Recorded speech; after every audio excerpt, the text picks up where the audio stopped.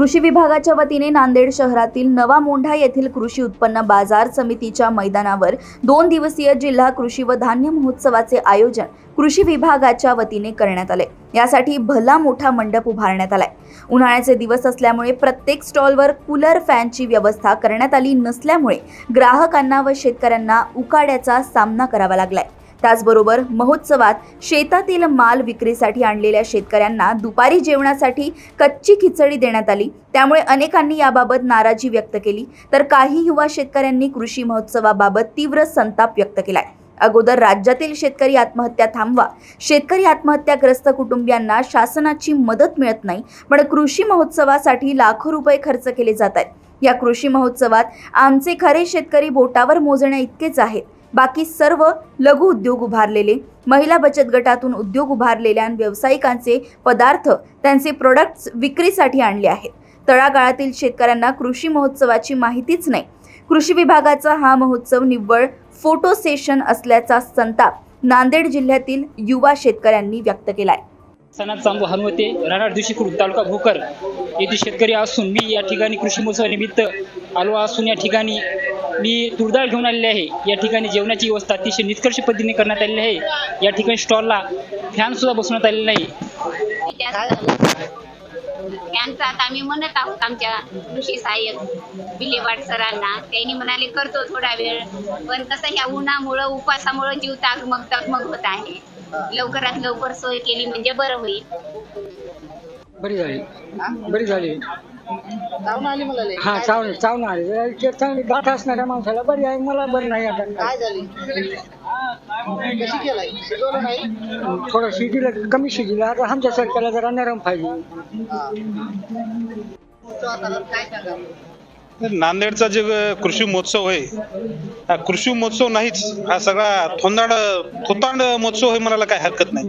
ज्या राज्यामध्ये रोजचे 7 शेतकरी आत्महत्या करतात, काल परवा एका युवा शेतकरी पुरस्कार प्राप्त शेतकऱ्याने आत्महत्या केली, आणि एकीकडे तुम्हाला शेतकरी मेला जेव्हा त्याला पैसे द्यायला शासनाकडे पैसा नाही, आणि हे इथं लाखो करोडो रुपये यांचे या तुमच्या या प्रदर्शनाखाली नावाखाली तुम्ही बुगा करायला निषेध करता।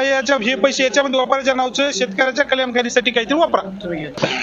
19 मार्च 1986 रोजी साहेबराव करपे पाटील यांनी चिलगव्हाण येथील शेतकऱ्यांनी पहिली शेतकरी आत्महत्या केली होती।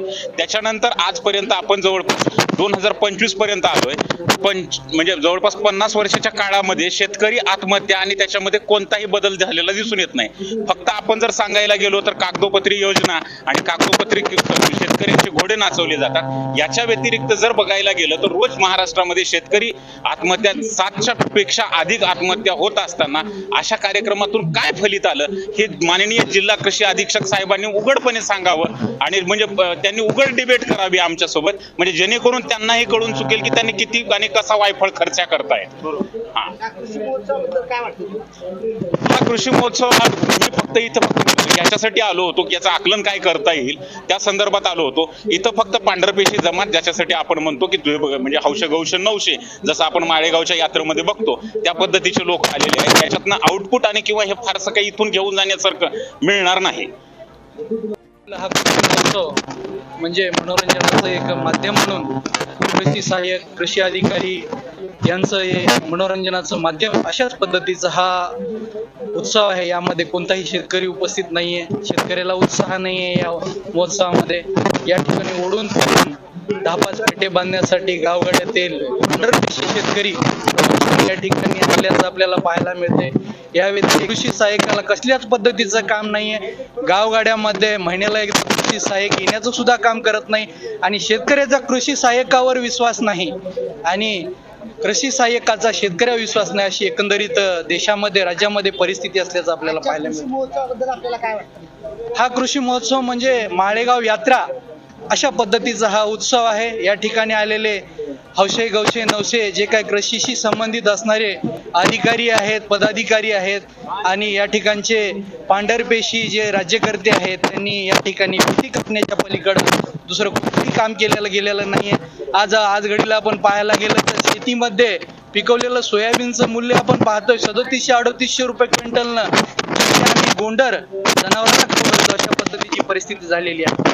कापसाचं मूल्य पाहायला गेलं तर 7,000च्या मध्ये, कापूस वेचणीसाठी आम्हाला 15 आणि 20 रुपये द्यावं लागतात. अशा परिस्थितीमध्ये महाराष्ट्र राज्यामध्ये असे कशाला कृषी महोत्सव करायचे, काय गरज आहे?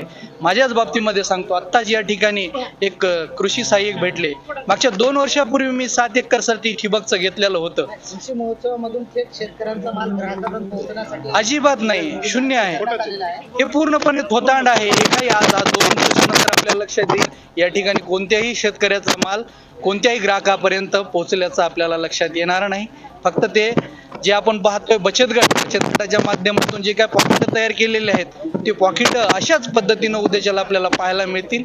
शोच्या पलीकडे कार्यक्रम नाही. फोटो सेशन, कृषी सहाय्यक, जिल्हाधिकारी यांचं फोटो सेशन, एवढाच कार्यक्रम हा कृषी महोत्सवाच्या माध्यमातून आपल्याला नांदेडमध्ये पाहायला मिळतो.